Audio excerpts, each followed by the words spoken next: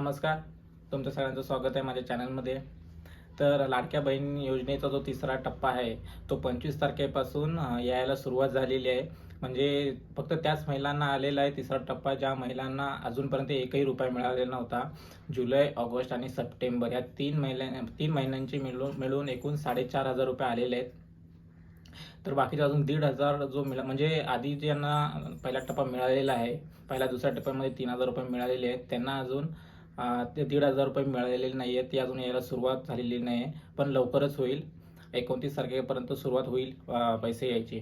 परंतु 4,500 रुपये सुद्धा अनेक महिलांना मिळाले नाही आहेत. माझ्या व्हिडिओवरती अनेक महिलांचे कमेंट येत आहेत की मला अजून म्हणजे माझं सगळं ओके तरी पण अजून पैसे आलेले नाही आहेत, फॉर्म अप्रूव्ह झालेले आहे, पैसे आलेले नाही आहेत.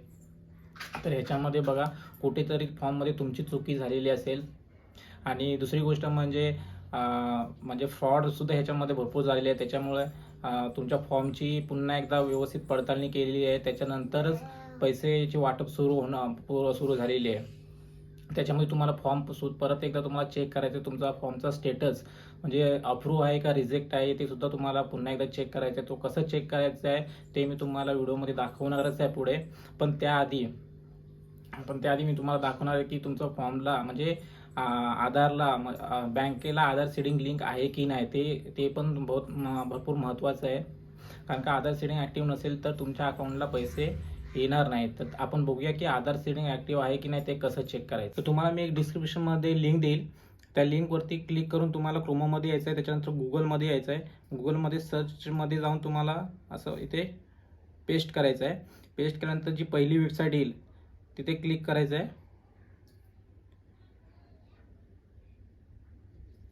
तिथे क्लिक केल्यानंतर समोर असा इंटरफेस तुमच्या समोर येईल. इथे लॉग इनचा एक ऑप्शन आहे बघा. इथे एक लॉग इनचा ऑप्शन आहे, तिथे लॉग इन करायचं आहे.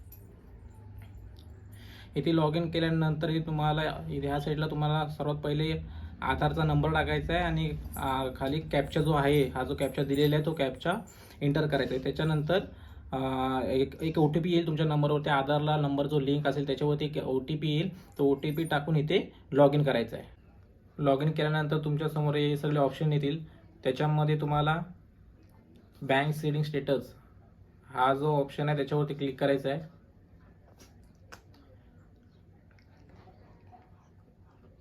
त्याच्यावरती क्लिक केल्यानंतर बघा तुम्हाला लगेच इथे समजेल.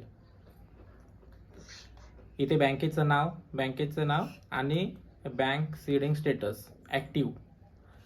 जर इथे फक्त इथे जर का तुमचं इनॲक्टिव्ह असेल तर इथे बँकेचं नाव सुद्धा येणार नाही आणि ॲक्टिव्हच्या इथे इनॲक्टिव्ह असेल. हे जर तुम्हाला दाखवत असेल तर तुमच्या अकाउंटला जे आहे ते पैसे येणार नाहीत. ओके. पण हे पहिले आधी ॲक्टिव्ह करून घ्या जर नसेल तर. आणि दुसरं महत्त्वाचं म्हणजे की तुमचा स्टेटस आहे म्हणजे फॉर्मचा जो स्टेटस आहे तो रिजेक्ट झाला की अप्रूव्ह आहे अजून, ते कसं बघायचं आहे ते तुम्हाला दाखवतो. त्याला लाडकी बहीण वेबसाईटची लिंकसुद्धा मी तुम्हाला डिस्क्रिप्शन देतो. त्याच्यावरती क्लिक केल्यानंतर तुम्ही डायरेक्ट ते मगाशी जसं दाखवलं त्याप्रमाणे त्याला कॉपी करून क्रोमोवरती पेस्ट करायचं की डायरेक्ट तुम्ही इथे म्हणजे या इंटरफेसवरती याल.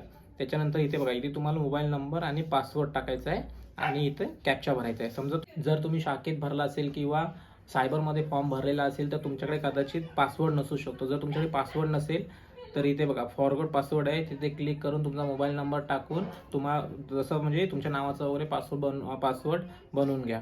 पासवर्ड बनवल्यानंतर इथे मोबाईल नंबर, इथे पासवर्ड टाकायचा आहे, कॅप्चा टाकून लॉग इन करायचं आहे. मी मोबाईल नंबर आणि पासवर्ड टाकून घेतो.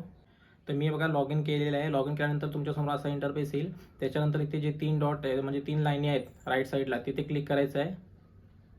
तिथे क्लिक केल्यानंतर बघा हा जो ॲप्लिकेशन मेड अर्लर ह्या ऑप्शनवरती जाऊन क्लिक करायचं आहे. इथे क्लिक केल्यानंतर बघा इथे जर अप्रूव्हचा असा स्टेटस दिसत असेल, इथे अप्रूव्ह असेल किंवा रिजेक्ट असेल तर पैसे येणार नाहीत तुम्हाला. जर अप्रूव्ह असेल तर तुम्हाला टेन्शन घ्यायची काहीच गरज नाही. जोपर्यंत लाडकी बहीण योजना चालू आहे तोपर्यंत तुम्हाला त्याचे पैसे दर महिन्याला येतच राहतील. तर अशा प्रकारे तुम्ही स्टेटस जो आहे तो चेक करू शकता. तुम्हाला जर माहिती आवडलेली असेल तर कृपया चॅनलला सबस्क्राईब करा आणि व्हिडिओला एक लाईक करा.